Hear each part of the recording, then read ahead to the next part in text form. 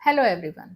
दोस्तों, आज मैं आपसे लिकोरिया के बारे में डिस्कस करने वाली हूँ। बहुत कॉमन प्रॉब्लम है, गायनेकोपीडी में सबसे ज़्यादा केसेस इसके रिपोर्ट होते हैं और साथ ही 21 से तकरीबन 30 साल की महिलाएं इस कंप्लेंट के साथ अधिकतर आती हैं।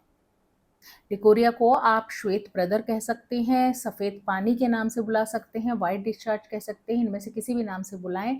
लेकिन ये समस्या जो है बेसिकली कोई बीमारी नहीं होती है। ये बात आप बिल्कुल दिमाग से निकाल दें कि लिकोरिया एक बीमारी है। लिकोरिया लक्षण होता है।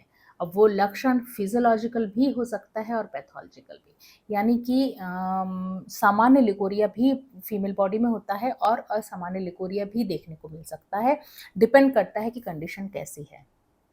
ये मैं इसलिए कह रही हूँ क्योंकि जो सामान्य लिकोरिया फिजियोलॉजिकल लिकोरिया होता है वो अक्सर फीमेल स्टेजेस में, फीमेल की लाइफ की जो डिफरेंट डिफरेंट स्टेजेस होती है उस पर डिपेंड करता है।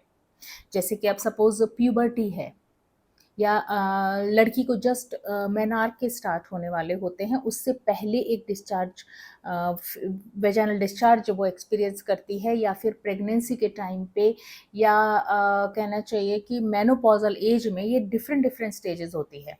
साथ ही उसमें हार्मोनल इन्फ्लुएंस की वजह से जो वेजाइनल डिस्चार्ज वो एक्सपीरियंस करती है वो फिजियोलॉजिकल होता है। वहीं पर ही पैथोलॉजिकल या असामान्य लिकोरिया अगर हम कहें तो डिफरेंट डिफरेंट बीमारियों की वजह से या बहुत सारे इन्फेक्शंस की वजह से, या कहना चाहिए कि फीमेल्स में काफ़ी बार जो जनरल कंडीशन काफ़ी बार या जनरल हेल्थ जो है बहुत बार उसकी डाउन होती जाती है, तो उसमें भी लिकोरिया जैसे लक्षण देखने को मिल जाते हैं। अब ये इन्फेक्शन चाहे सर्विसाइटिस हो, वेजाइनाइटिस हो, या बैक्टीरियल वेजिनोसिस हो, ट्राइकोमोनियासिस, किसी भी तरह का इन्फेक्शन आप कह लीजिए, तो किसी भी तरह का रिप्रोडक्टिव सिस्टम में इन्फेक्शन बहुत बार लिकोरिया जैसे लक्षण को जन्म दे देता है, वो भी असामान्य लिकोरिया या पैथोलॉजिकल लिकोरिया।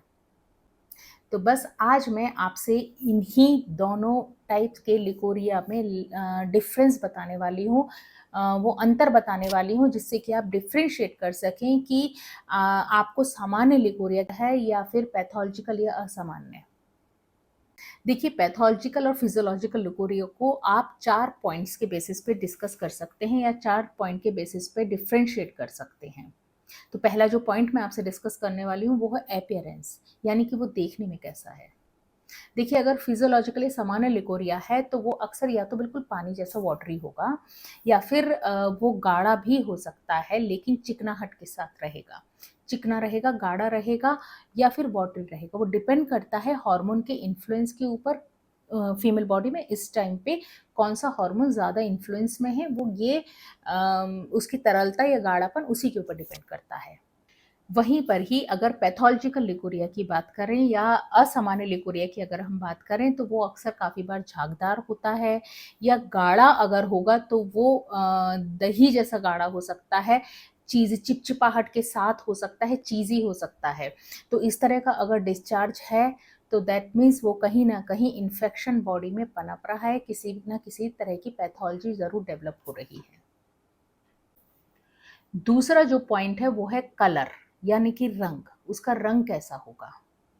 देखिए, जो फिजियोलॉजिकल नॉर्मल डिस्चार्ज होता है, नॉर्मल वेजाइनल डिस्चार्ज होता है, नॉर्मल लिकोरिया होता है, वो अक्सर क्लियर होता है। रंग की बात करें तो मिल्की वाइट या दूध जैसा सफ़ेद हो सकता है, या माइल्डली ऑफ वाइट हो सकता है।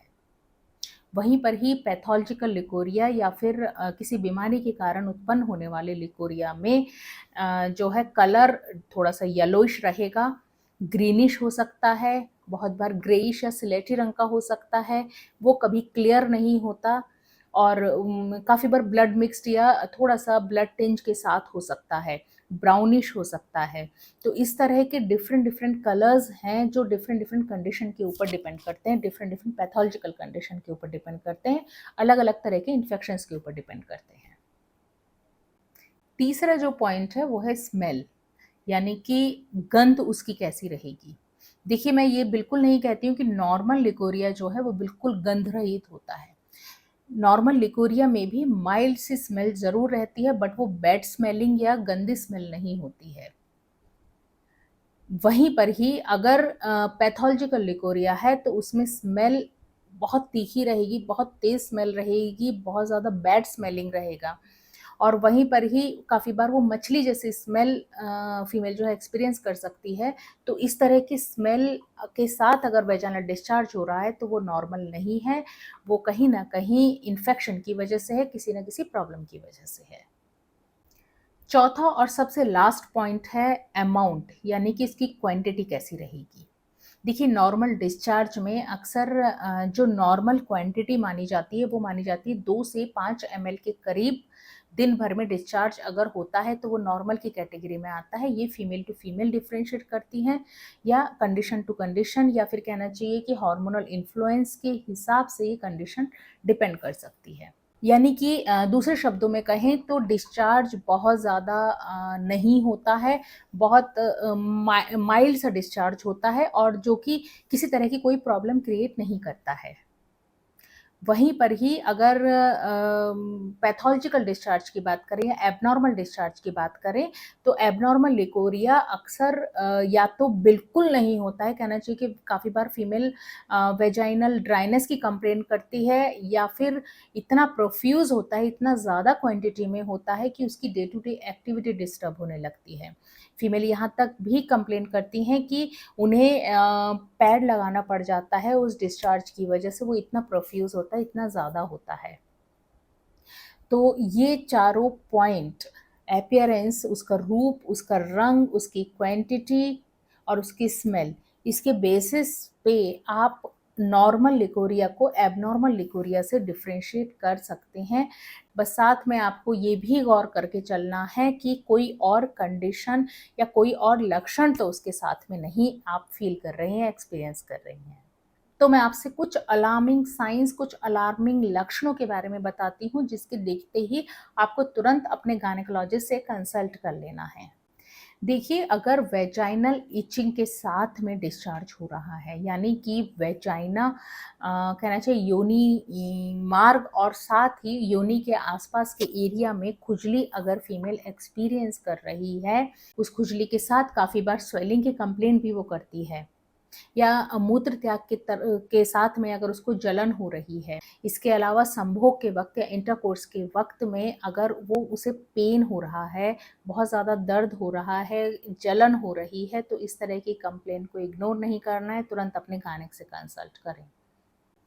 इन सब कंप्लेंट के साथ में अगर उसे पेट के निचले हिस्से में या पेड़ों में अगर उसे दर्द फ़ील होता है, पेन होता है, हल्का-हल्का डल पेन हो रहा है, तो ऐसी कंडीशन को किसी भी हाल में नहीं इग्नोर करना है, क्योंकि हो सकता है पेन भले ही डल हो लेकिन समस्या हो सकता है इसके पीछे की बड़ी हो।